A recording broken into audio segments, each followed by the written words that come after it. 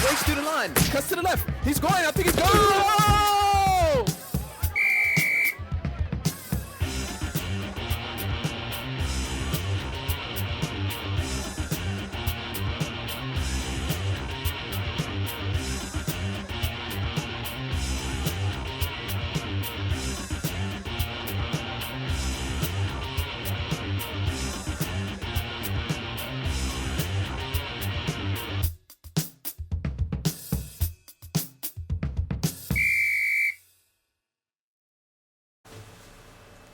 Hello, welcome to Rant and Rave on IcicleLife.tv. It's the playoffs, you know what I'm saying? And yes. It's time. You know the Ravens were able to make it into the playoffs thanks to San Diego. Yes. You know, I think everybody in Baltimore was looking and kept watching that game. We were watching two games at one time. Yes. You know, and I know watching the game, our game was up and down. You know, we wasn't quite sure. But then we kept looking at the San Diego game. Everybody was pulling for Kansas City. Kansas City was my favorite that night. Exactly. So, you know, we were very happy about that. You know, that the Ravens at the end, they were able to pull out the big win. And then Kansas City win was even bigger. Yeah. We were able to make it into the playoffs. And with that, you know, we have our most hated rival. Oh my you know, goodness. the Pittsburgh Steelers. Yes. How ironic is Yes. that? You know, the irony that we get in, but we got to see the Steelers. Now, early on in the season, the Steelers didn't seem to be the same old Steelers. They looked like they had gotten old very fast. They did. They looked like, well, you know, they hadn't made the playoffs in a minute. Right. And what they showed at the beginning was almost like a picture of we're gonna do it again this year. Okay. But Right. kept flipping the pages Right. to that story. Right. And look ahead. Right. You know, one of the things that I heard, and I think it's an interesting way of looking at the Pittsburgh Steelers season, is that we were worried that they were getting old, and they were looking old, and they weren't hitting as hard, they weren't running as fast and all that. But I think it's one of the guys who frequents your page. His name is KG3. King George King III. George III. So, and I called him KG3. But anyway, saying that it took James Harrison to come back, an old guy, to bring some leadership to the Pittsburgh Steelers team. And you think about it, since they brought him back, they've been on the road. I don't care about what goes on over in that camp. And he did come back, and there is a difference. I don't know the background. I don't know what goes on in their locker room, how things are, what took that momentum. So I can't say or take that away from him. Mm-hmm. But I know that experience and that leadership, I know what he brought back to them was definitely a positive. Right. So do you think there's a correlation with Ed Reed spending the week with the team this week? You know, I think we learned that lesson, and I think it was a good thing to have Ed Reed come in. He spent the week with the team, talking to the team, telling them, you know, hey, this is what you got to do. This is how you got to dig down deep. This is the playoffs. This ain't no joke. You don't know how many opportunities you're going to have to get here, and you got to take advantage of that. I know him and Harbaugh always haven't had the greatest relationship. Right. For some things, and what I found out was that it was a union thing, believe it or not. Pollard, Ed Reed, and I got to think who the third player was. They were the player reps on the team, and when we lost the season that if you remember, we lost the last game of the season before we went into the playoffs. And right. then we went to the Super Bowl. Harbaugh was so upset that he tried to get the team to practice in full pads that Monday. Well, the CBA won't allow that. Exactly. And Ed Reed, instead of backing Harbaugh, he actually no. That's with not him, how it Pollard, goes. and the three reps was like absolutely not. Nobody. Matter of fact, the word was Ray Lewis told everybody to come to his house, and we're going to study film at his house. And so they all showed up and said, you know, Harbaugh was pissed. He was just pissed off that his players had more control of the team than he did. And that showed. I mean, it was rumored. I didn't have the detail as much as what you have right there, but it was rumored and you could see. Yeah. You know, because my thing is, I was like, man up. Right. Yeah. You know, man up. I understand you're the coach, and what he failed to realize is you're the coach, but you do not have, control Right. over grown men. Right. You know, Right. there right. are These are not rules college and right. boys. There are rules and things that they have to follow, but at the same token, you've got to understand these are grown men. Right. And because they don't jump when you say jump, Right. Right. his reaction was, boom, I'm going to do this, I'm going to do that, and it showed. And I think that's where my anger came from at that time about, Harbaugh. You're a coach, but, it ended up working well. Absolutely. It Absolutely. ended up working well. So you got to almost, see for yourself that my total reign may not always be Right. the only answer. Right. There's more than one answer, Right. one way to skin a cat, as they say. And Harbaugh, it hurt us. It hurt us the way he reacted. Right. So again, I think being able to set that aside and have Ed Reed spend some time with the team this week, I just think that was big of Harbaugh to get over. Yes, yes. It's big of the team to, some of the things that the organization has done this year that I have not been a fan of. I am definitely a fan of this move. The word is that, negotiations may be where we can bring Ed Reed back as a coach next year. And I just think that will be, if that can happen, if it's possible, I don't see the bad side of that. Oh no, there's no, nothing bad you could say about him. Being a coach. Man, come on. Yeah, exactly. We definitely could always use a little more leadership. It's been proven that Joe Flacco is just he's not that vocal kind of leader. It made people get a great player. He comes through because he stays within his game no matter what. And he never I guess you call it taking your eyes off the prize. Yes, he may have some bad series. He may have a bad half. He may have a bad 3/4 of the game. But guess what? Every opportunity that he has, in my opinion, he still tries to win the game. And he still tries to make a play. He still puts the ball out there. Whether the plays work or not, he's always there giving it his best. And that's what I admire about Joe Flacco. And those who don't like him, I guess you'll just continue to keep on not liking him. And my thing is with that, why is it that he needs to show it to us? Right. His leadership. Right.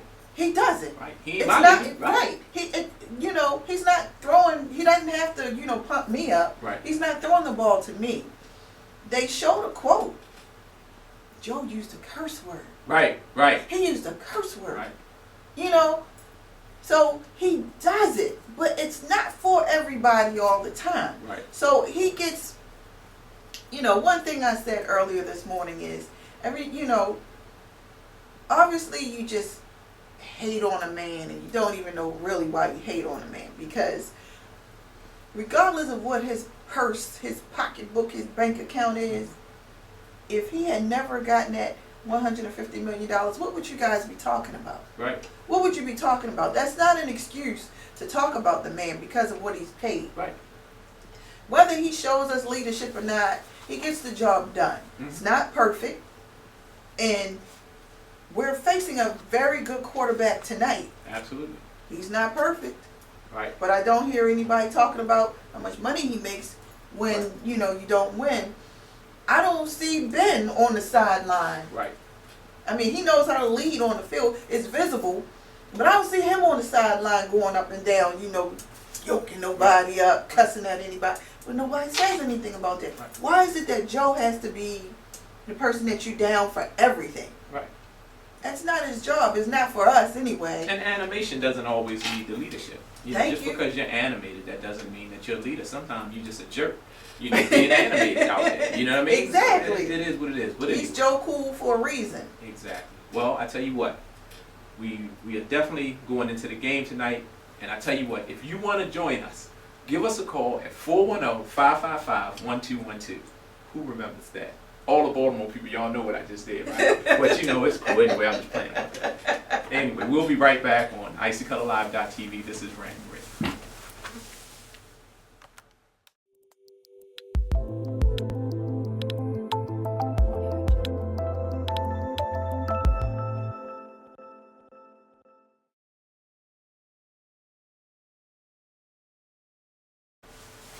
Hello, welcome back to Rant and Rave on Icicle Life.tv.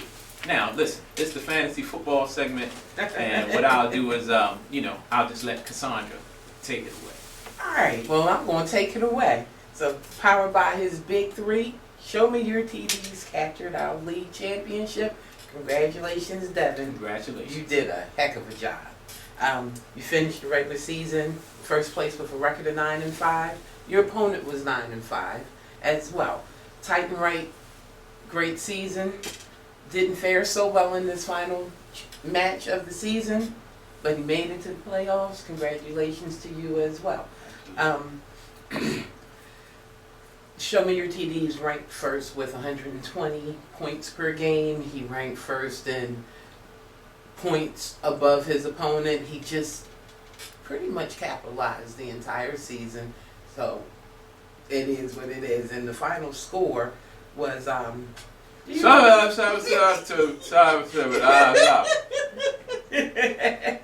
what it was. That's all right. Yeah. Like I said, Titan Wright had a good season as well. Yep. You're just not even really trying to hit, are you? No. Okay, a lot to a little bit. Yeah, a lot to a little bit. How about that? That's a good way to put it. A whole hell of a lot to a little bit. And it's okay. You came 9-5 at the end of the season. You were third in points per game. You can't be mad at that.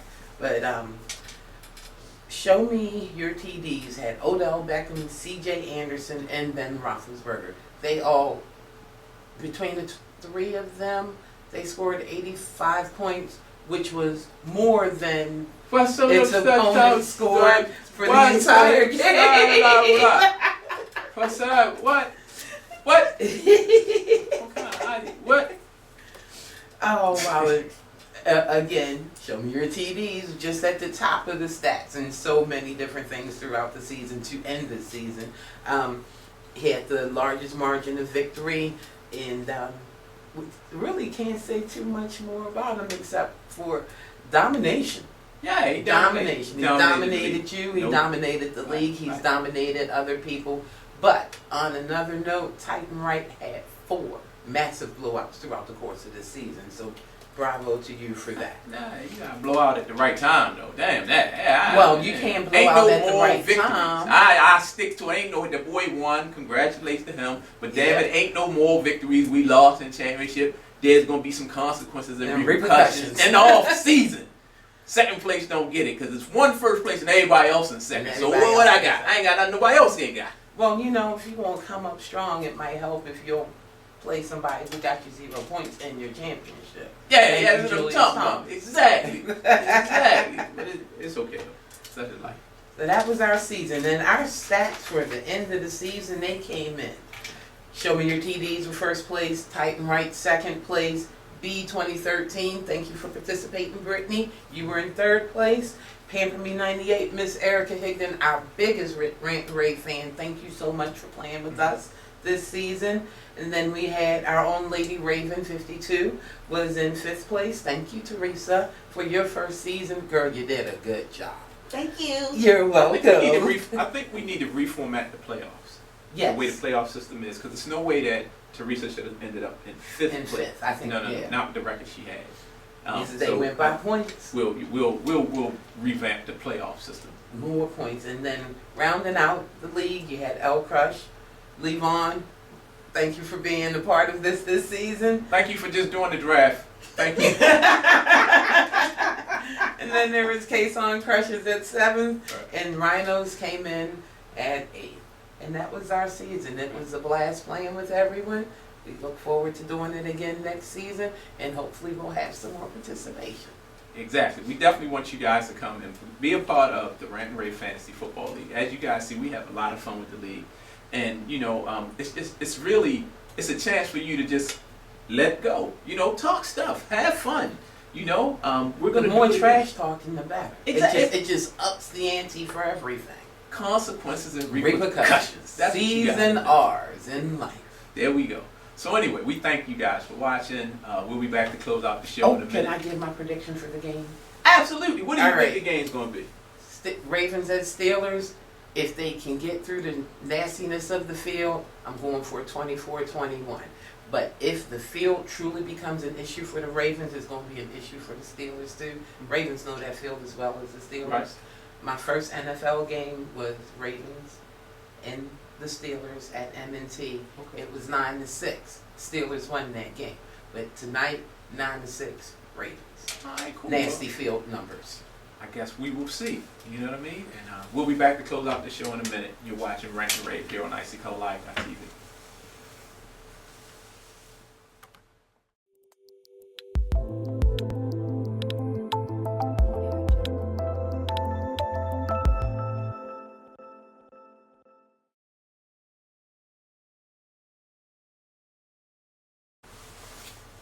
Hello, welcome back to Rant and Rave on Icicle Life TV.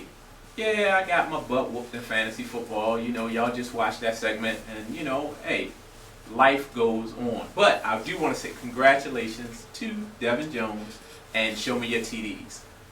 It was just an outstanding game. You know, he had an incredible team. He had an incredible season. Yes. And, you know, he won it going away. And, you know, we congratulate him, and we hope everybody had fun playing in the Sure fantasy. did. Join us next year, for Absolutely. real. Come on and join us on, you know, in the fantasy football league.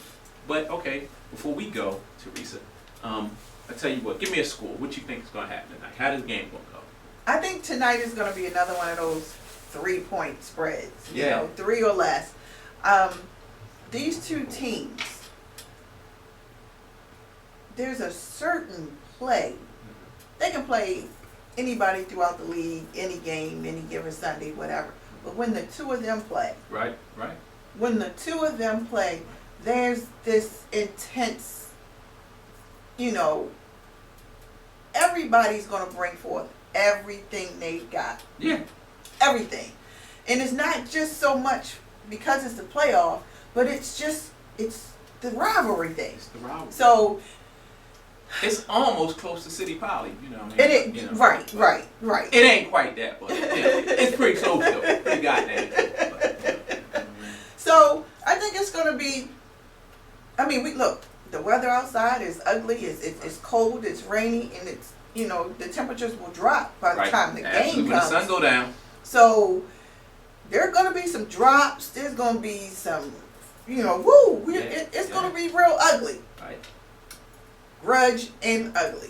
So, I think I'll say maybe 24-21. something like that. Yeah, it's not going to be high. If it is, Some I'm ugly dead wrong. 22-18 or something like that, Ray. You know, the Ravens going to be on the winning, the winning end. But absolutely. We going on the road. We going up to New England. You know what I mean? That's what I'm talking about. We going up to New England to kick some butt next week too, because we ain't scared of them. We ain't scared of the them. Brady bunch, That's right. Brenda and her girls, no, we're not worried about them. Exactly. Well, I tell you what, it's been a fantastic season. I hope it continues on. You watch another edition of Rant and Rave on IcyColorLive.tv. We will see you next week. Next week.